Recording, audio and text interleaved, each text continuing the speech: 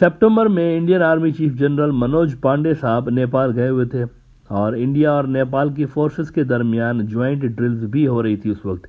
सूर्या किरण नाम की ये ज्वाइंट ड्रिल्स नई तो नहीं थी, क्योंकि 15 मरतबा पहले भी हो चुकी थी। ये 16th एडिशन था इसका। लेकिन इंडिया के आर्मी चीफ का दौरा और फिर ये जो ड्रिल्स है इसका होना कम से कम ये इंप्रेशन दे रहा था कि बड़ा बढ़िया काम चल रहा है इंडिया और नेपाल के दरमियान। मिलिट्री और सिविल रिलेशंस काफ़ी अच्छे जा रहे हैं। केपी ओली शर्मा के दौर में थोड़े से डाउन हो गए थे, लेकिन अब ऐसा लग रहा था कि अच्छे जा रहे हैं। लेकिन फिर नवंबर के आते आते इलेक्शंस हो जाते हैं और इंडिया हमेशा से जिस पॉलिटिशियन को वहाँ पर ज़्यादा प्रेफर करता है, जिससे ज़्यादा कंफर्टेबल रहा है, शेर बहादुर साहब, वो वहाँ पर प्राइम मिनिस्टर बन के आ जाते हैं। और इसको इंडिया अपने लिए बड़ा एक पॉजिटिव साइन करार दे रहा था। बल्कि इंडियन मीडिया का अगर मैं आपको रिएक्शन दिखाऊं शेर बहादुर साहब के इलेक्ट होने पे, तो आप ज़रा 1 दिसंबर का ये द इंडियन एक्सप्रेस देखें। इन्होंने लिखा था कि Nepal election, Sher Bahadur Deuba as PM may make US and India feel more comfortable, but that doesn't mean stability. तो इनका होना, शेर बहादुर साहब का होना, एक अच्छा साइन इंडिया के अंदर माना जा रहा था। लेकिन अब पिछले 24 से 48 घंटों में नेपाल का जो पॉलिटिकल मैप है ये बिल्कुल बदल गया है। इस पे कल मैंने वैसे शाम को लाइव आकर बात की थी, लेकिन अब कुछ मज़ीद डिटेल्स इस हवाले से आपको आज के एपिसोड में बताऊंगा। ये जो बदल गया है ना मैप, वहाँ पर पॉलिटिकल मैप रातों रात बदल गया है। इसके बारे में मज़ीद आपको बताऊंगा कि वहाँ पर ये जो सरकार चेंज हुई है उसके असरात क्या होंगे, उसके इम्प्लीकेशंस इंडिया के ऊपर क्या होंगे। देखें, ये जो शेर बहादुर साहब थे ना, इनकी कोलिशन गवर्नमेंट बनी हुई थी और ये टिकी हुई थी वहाँ माओइस्ट सेंटर पार्टी के सहारे पे, यानी कि एक प्रो चाइना पार्टी के सहारे पे वो सरकार बनी जिसको इंडिया अपने लिए अच्छा मान रहा था। कांग्रेस जो पार्टी है वहाँ की, नेशनल कांग्रेस इनकी नेपाल की, उसका जो लीडर है शेर बहादुर, उसको इंडिया अपने लिए अच्छा मान रहा होता है। लेकिन उसकी सरकार टिकी हुई थी प्रो चाइना पार्टी पे, जो कि माओइस्ट सेंटर पार्टी है। लेकिन पिछले 24 घंटों के अंदर हुआ ये है कि ये जो पीएम शेर बहादुर साहब के इत्तेहादी थे ना, माओइस्ट सेंटर पार्टी वाले, ये रूलिंग कोalition से अलग हो गए और अलग होके ये केपी ओली शर्मा साहब से मिल गए, जिनको इंडिया पसंद नहीं करता, जिनके लिए इंडियन मीडिया कहता है कि ये प्रो चाइना है। केपी ओली शर्मा साहब इनके साथ मिल गए माओइस्ट सेंटर पार्टी वाले, और इनके दरमियान डील ये हो गई कि भाई 2025 तक माओइस्ट सेंटर पार्टी का प्राइम मिनिस्टर होगा और उसके बाद केपी ओली शर्मा की पार्टी का प्राइम मिनिस्टर होगा।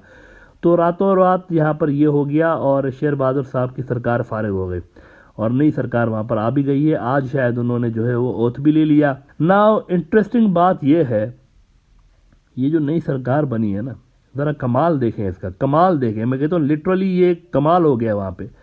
इस सरकार का एक पहिया है माओइस्ट आइडियोलॉजी रखने वाली पार्टी का, जो कि चेयरमैन माओ को अपना गुरु सब कुछ मानते हैं, चाइना का फादर ऑफ द नेशन, उनकी आइडियोलॉजी से मुतासर है। और दूसरा जो पहिया है इस गवर्नमेंट का, वो मार्क्सिस्ट आइडियोलॉजी से मुतासर है। केपी ओली शर्मा कार्ल मार्क्स और लेनिन से मुतासर है, उनकी पार्टी की आइडियोलॉजी वही है। तो दोनों जो है वो कम्युनिस्ट पार्टियां हैं बुनियादी तौर पर, which means there will be more Chinese influence in Nepal and less Indian and US influence in Nepal, क्योंकि दोनों जो पार्टियां, जो मेन पार्टियां सरकार में आ गई हैं, वो प्रो चाइना पार्टियां हैं और कम्युनिस्ट पार्टियां हैं। लेकिन बात सिर्फ यहाँ तक महदूद नहीं है ना, आने वाले दिनों में नेपाल में बहुत कुछ हो सकता है। नेपाल के अंदर आपको सिस्टम चेंज होता हुआ नज़र आ सकता है। इस चीज़ का पोटेंशियल भरपूर मौजूद है वहाँ पर। ऐसा मैं क्यों कह रहा हूँ, इसके पीछे बहुत बड़ा रीज़न है। ये जो माओइस्ट सेंटर पार्टी है, जिसका अभी प्राइम मिनिस्टर आया है ना, पुष्पा कमाल दहाल साहब, 68 साल की उम्र है इनकी, और कल मैंने लाइव सेशन में आपको बताया था कि ये एक वक्त में गुरिल्ला फाइटर भी रह चुके हैं।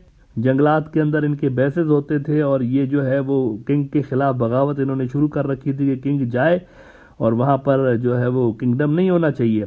इंडिया बैक्ड किंगडम था, उसके खिलाफ इनकी स्ट्रगल रही, आर्म्ड स्ट्रगल इनकी रही। 1996 से लेके 1996 से 2006 तक ये अंडरग्राउंड रहे और नेपाल के अंदर जो बादशाह थी उनके खिलाफ ये स्ट्रगल करते रहे।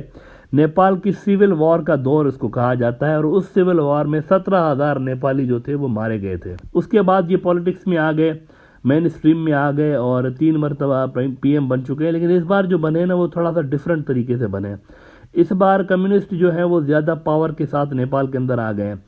इनकी पार्टी की अगर आप आइडियोलॉजी देखें, डिमांड इनकी देखें, तो सबसे बड़ी इनकी डिमांड ये रही है कि कॉन्स्टिट्यूशन के अंदर मेजर तब्दीलियां होनी चाहिए और अवाम जो है डायरेक्टली अपना एग्जीक्यूटिव प्रेसिडेंट चुने। ये उनकी मेन डिमांड रही है इनकी पार्टी की। अब ये इसलिए भी अहम है कि नेपाल के अंदर कई प्रो इंडिया पार्टियों ने पिछले कुछ अरसे से ये डिमांड रखी हुई थी, प्रोटेस्ट भी कर रहे होते थे टाइम टू टाइम, कि नेपाल को दोबारा एक तो हिंदू राष्ट्र बना दें पहले की तरह। दुनिया का वाहिद हिंदू किंगडम जो था, हिंदू राष्ट्र जो था, वो नेपाल हुआ करता था किसी दौर में।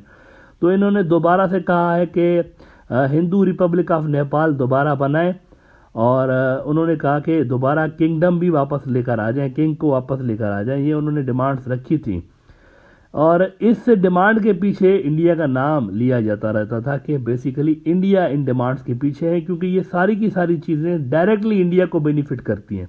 अगर वहाँ पर हिंदू स्टेट बनती है ना वहाँ पर, और वहाँ पर किंगडम आ जाता है, तो पहले की तरह ये इंडिया के ज़ेर असर होंगे। आपको मैं ज़रा दिसंबर 2021 का द डिप्लोमेट दिखाना चाहूँगा।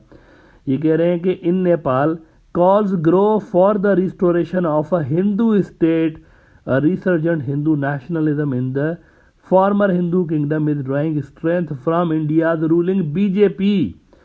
ये जो इंडिया की मोदी साहब की पार्टी है बीजेपी वाले, बजाय नेपाल को सही तरीके से हैंडल करने के यहाँ भी अपनी असल में हिंदू मुस्लिम वाली सियासत खेलने के चक्कर में लगे रहे थे। फरवरी में लास्ट ईयर त्रिपुरा के चीफ मिनिस्टर बिप्लब कुमार, वो खुद भी बीजेपी के मेंबर रहे हैं, उनका ये बयान सामने आया था कि बीजेपी अब नेपाल और श्रीलंका में अपनी हुकूमत लाने के लिए कोशिश कर रही है और इसके चलते नेपाल में हिंदू राष्ट्र और हिंदू किंगडम को दोबारा रिवाइव करने के बड़े बड़े प्रोटेस्ट भी हो रहे थे, लेकिन ऐसा हो नहीं सका। ये प्रोजेक्ट ठुस हो गया था, फेल हो गया था। रिसोर्सेज वहाँ पर ज़रूर लगाए गए, पैसा लगाया गया, वहाँ की जो छोटी मोटी पार्टियां हैं उनको भी पैसे लगाए गए, जो प्रो इंडिया पार्टी हैं उनको भी पैसे दिए गए कि आप प्रोटेस्ट करें, पब्लिक के अंदर इस चीज़ को प्रमोट करें कि क्या क्या फ़ायदे हो सकते हैं अगर हम इंडिया के साथ मिल जाते हैं और हिंदू स्टेट बन जाते हैं यहाँ पे। तो माओइस्ट और लेनिनिस्ट पार्टियाँ वहाँ के कॉन्स्टिट्यूशन में तब्दीलियाँ करने के चक्कर में है ना, ये तब्दीलियाँ बिल्कुल हो सकती हैं। और अगर ऐसा होता है तो ये जो सिस्टम जो भी बनेगा, मुमकिन है कि चाइनीज़ सिस्टम की तरह की कोई चीज़ बने। एग्जैक्टली उसकी कॉपी नहीं कर सकते। इसकी वजह यह है कि वहाँ पर एक ही पार्टी का निज़ाम है, कम्युनिस्ट पार्टी ऑफ चाइना, जबकि नेपाल के अंदर मुख्तलिफ पार्टियाँ हैं, इंक्लूडिंग कम्युनिस्ट पार्टियों के अंदर भी कई तरह की पार्टियाँ हैं। केपी ओली शर्मा की अपनी पार्टी भी कम्युनिस्ट पार्टी है और माओइस्ट सेंटर पार्टी जो है वो भी कम्युनिस्ट पार्टी है। तो मुख्तलिफ कम्युनिस्ट पार्टियाँ हैं, तो यहाँ पर वन पार्टी सिस्टम नहीं बन सकता। लेकिन चाइना के सिस्टम की बहुत सारी चीज़ें ये कॉपी कर सकते हैं अपने गवर्नेंस सिस्टम के अंदर और अपनी लोकल नीड्स के हिसाब से उसको कोई नया सिस्टम ये बना सकते हैं। और अगर ऐसा होता है तो यहाँ पर मजीद आपको चाइनीज़ इन्फ्लुएंस नेपाल के अंदर बढ़ता हुआ नजर आएगा, जो कि इंडिया के लिए अच्छी बात नहीं है। मोदी साहब ने नेपाल के नए प्राइम मिनिस्टर को मुबारकबाद ज़रूर दी है जीत कर आने पे और पीएम बनने पे, लेकिन देखते हैं कि वो इस नए नेपाल वाले चैलेंज को अब किस तरह से हैंडल करते हैं और कैसे डिप्लोमेटिक चैलेंजेस को यहाँ पर फेस करते हैं।